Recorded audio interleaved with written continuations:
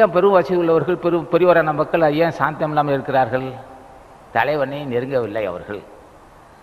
பெரிய பெரிய விஷயம் அதோட இந்த பூஜை செய்கிறவங்களுக்கு பெரிய பெரிய பிரச்சனை வரும். பெரிய பெரிய பிரச்சனை வந்து அவர்கள் அது லட்சியமே செய்ய மாட்டார். உடனே தலைவன் சொல்லுவார், என் எல்லைக்கு உட்பட்டு சிந்தித்து பார்த்தேன், என் எல்லைக்கு என் அறிவு கெட்டவில்லை, நீ தான் அருள் செய்யன்னு கேட்பார். அப்போ ஒரு சாந்தம் வந்துடும். அப்போ வசதி வாய்ப்புள்ளவர்கள் ஏன் சாந்தப்படவில்லை என்றால் அவர்கள் கவனம் பூராகும் அனித்தியமானது வினை செயல் வகை பேசுவது, அடியக்கூடிய ஒன்றிலேயே கவனம் செலுத்துவது. நிலவளம், வீடு வாசல், உத்தியோகம், வியாபாரம், செல்வம், இதிலேயே முழு கவனம் செலுத்துவார்கள். அதிலேயே செலுத்தும் போது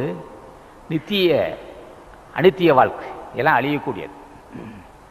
சேகரிக்கப்பட்ட பொருள், நம்ம உடம்பு, நம்ம கற்ற கல்வி, மனைவி மக்கள், வீடு வாசல், இன்னும் எத்தனை இருந்தாலும் அழியக்கூடியது. அழியக்கூடிய ஒன்றில் முழு கவனம் செலுத்தி அமைதி கட்டு சாகிறான் சில பேர். அழியாத ஒன்று அதுதான் ராமலிங்கசாமி திருவடிகள். அதுக்கு அழிவே இருக்காது. அவன் நாமத்தை சொல்லி பூஜை செஞ்சால் அது அழிவு இல்லை. அப்போ வினை செயல் வகையில் நித்தியம் ஒன்று, அழியக்கூடியது ஒன்று, அழியாத ஒன்று. அழியாத ஒன்றை அடைவதற்கு செயல்பட வேண்டும்.